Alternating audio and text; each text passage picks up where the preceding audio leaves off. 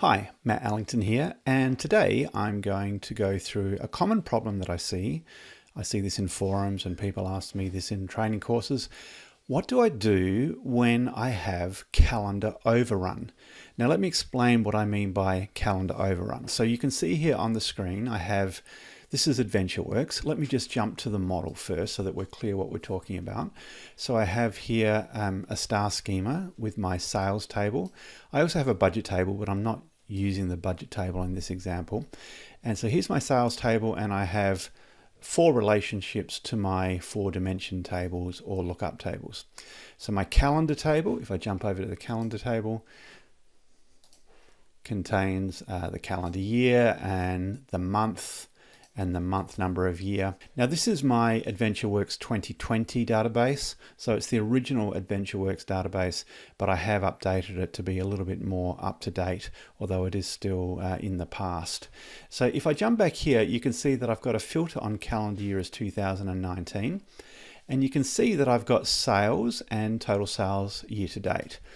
And calendar overrun is this here, so where I'm getting the same number appearing all the way down the page, whereas my sales have stopped at some stage during July. It's a bit hard to tell exactly when from here, but we do have some sales coming through from July. And many people don't want to see this number here, 9.7 million, all the way down the page. Technically, it is correct because year to date as of October was 9.7 million. The trouble is we're at some stage towards the end of July, and so it would be preferable to see a blank here, just not to see the future months. So if we have a look at the measures, just so that everyone's clear here. So my total sales measure is simply sum of the extended amount, and my total sales year to date is using a standard time intelligence function where I'm just using total YTD. And so the question is, how do I stop this appearing down here? Now there's 2 main techniques that I like to use. One is easier to implement the other, but let me show you those 2 techniques. So one technique is I could literally use an if statement here around my year to date and just check, do I have a value in here for total sales? Because if there's no value in here, then I don't want to see a value here. Now think about this. If you were doing this in Excel, you would know how to solve this problem. You'd jump in here and you'd write an if statement. So by laying out the data like I'm showing you here, it helps you think about the problem the way you would think about it if you were using Excel. So let's look at one solution. I can just say if total sales, now blank and 0 are effectively the same in this case. So if total sales equals 0, then I don't want to see anything. Otherwise, give me year to date. So that would be one way of writing that formula. And you can see that's, in a way, it's a much nicer solution. So we're not seeing that calendar overrun as I would describe it. Okay, now I'm going to return this formula back to the previous version and show you another way, which I quite like, on how to solve this problem. So let me come up in here and I'll just remove the if statement and basically returning the calendar overrun. And instead, this time, I'm going to use a solution that uses a calculated column. Now, if you've been following me a bit, you'll know that I'm not a big fan of calculated columns, but they definitely have their time and place. And this is one example where I think you should or could use a calculated column. So I'm going to use a calculated column in the calendar table, and I want to determine, is each date in the calendar table, is it in the past or is it in the future? So let me do the example, and I think that will help make sense. Now, part of the problem with this demo is that my calendar table is quite old. In reality, when you do this with your own data, you would typically use a function like today. So let me go ahead and show you that. So I'm going to add a new calculated column. So go to the calendar table, right click, do a new column, and let's find out what today's date is. And I'll just leave it called column.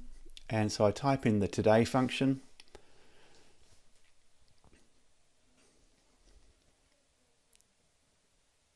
And as you can see, I'm recording this video on the 26th of April. And so today is the 26th of April. So what I would normally do is I would use this today function and I would compare today's date against the date in the calendar table. And I would say if, so let's do this, if today, or in fact, if the date in the calendar table is greater than today, then it's a future date. Otherwise, it's a past date. And of course, you can use whatever you like in here. So basically now I'm writing a calculated column. It's comparing every row in the calendar against today's date to determine is it a future date or in the past date. And so you can see here that this first one, 1st of July 2016, is clearly in the past. And so that's returning past date. Now the problem I've got is that this AdventureWorks database is old data. The data stops in 2019 and here I am in 2021 doing this video. So what I'm going to do is, instead of using this function which always updates based on today's date, I'm going to hard code a theoretical date. And so let's assume that today is the 1st of August 2019. So I'm going to hard code that. So date 2019 August the 1st. So today's date is the 1st of August 2019. And if the calendar date is after the 1st of August 2019, then it's a future date, otherwise it's a past date. Of course, you wouldn't do it this way. And so now what I can do is I can come down and put a filter on this column, and here are all the future dates. If I sort this column based on ascending, so the 2nd of August is a future date because today is the 1st of August. Okay, now conversely, if I come and click my column here and I look at the past date, so remember today I'm simulating is the 1st of August, and if I sort this descending this time, and so you can see here, if today was the 1st of August, then the 1st of August would be a date in the past. Now this may or may not be correct because it depends on how your data comes in. If today was the 1st of August, it could be that yesterday was the last complete day of sales transactions. And so it may be that you have to slightly adjust this formula. And so if today was the 1st of August, you might want to say greater than or equal to. So let's have a look what happens then. And so when I make that change, this column will include everything up to and including the 31st of July as being in the past. So the last completed day sales was the 31st of July. And even though today is the 1st of August, that is actually a future date because no sales have come through as yet. So I think that makes more sense. Of course, I've hard-coded this. In reality, you would use the today function to do this. Now let me call this, and I'm going to call it past date. I mean, you can call it whatever you like, of course. And once I've done that, I'm going to come back to my visual. And in fact, you might like to do this on your entire report. It's really up to you. But I've now got this calculated column.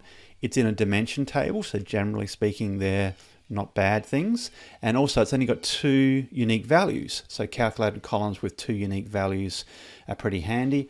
And if I come in here and expand my filters pane and bring that on to filters on this page, and I'll say I only want to see past dates. And when I do that, I get the same filtering behavior as I did before.